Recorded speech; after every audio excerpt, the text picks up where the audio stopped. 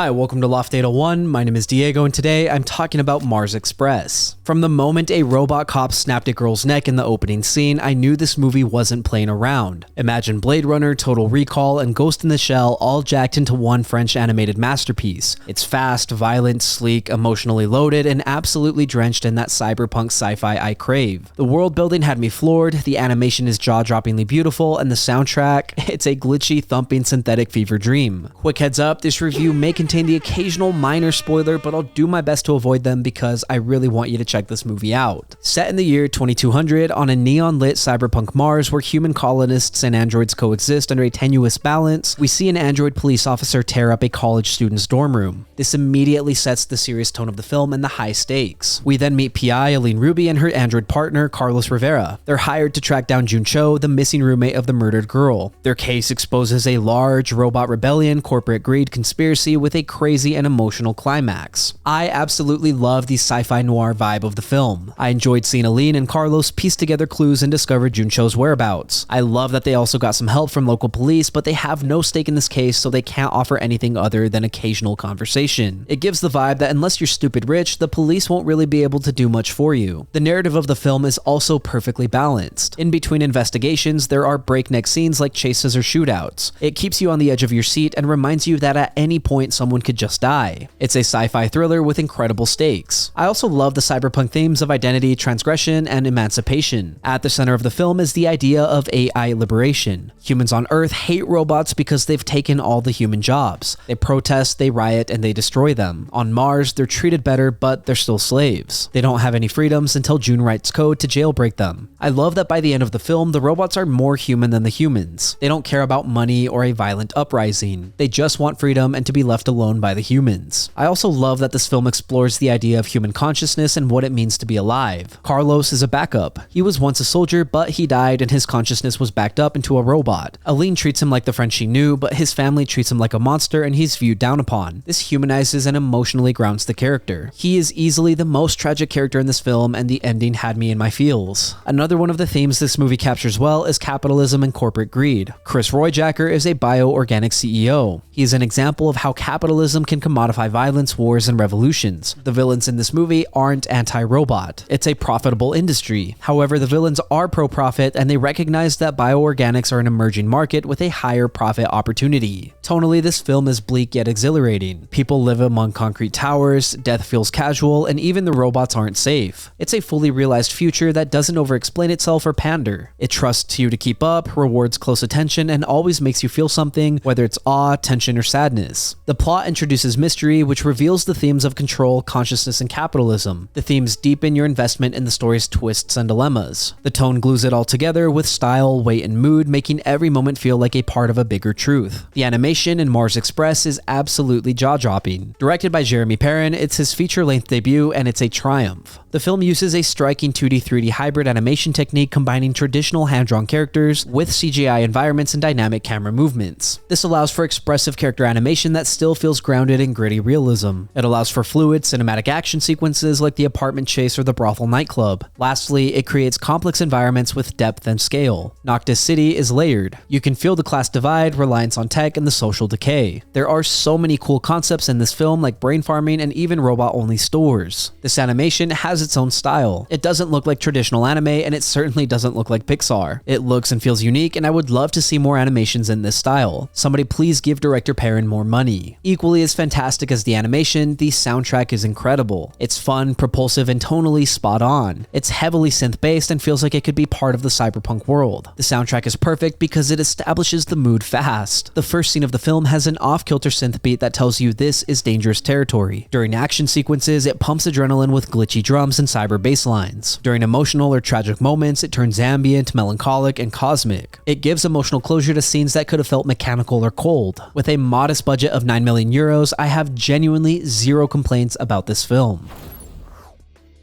Mars Express is an excellently animated film. It's my third favorite film from last year because it delivers on every front. A gripping mystery, layered themes, emotional characters, a bleak but beautiful world, stunning animation, and a soundtrack that slaps. It's the kind of movie that doesn't hold your hand but rewards you for paying attention. It's rich in cyberpunk world building but grounded in human emotion. It left me excited, heartbroken, and honestly inspired. I've seen it 4 times now and I will absolutely be watching it again. If you love thought-provoking, stylish, and emotionally loaded science fiction, then Mars Express is a must-watch. Even if you're just a casual movie watcher, I would still highly recommend this animated film. Thank you for listening to my review of Mars Express. If you enjoyed the content, leave a like and hit subscribe. If you did not enjoy the content, thank you for sticking around. As always, I would love to read what you have to say, so leave a comment and let me know what you're thinking. Also, if there's something you want to see reviewed, don't forget to let me know and I will do my best to get to it. Lastly, if you want to see some more from me, then you can check out my vlogs linked up above or my podcast Good Friends. Again, thank you for watching. My name is Diego and I will see you next time.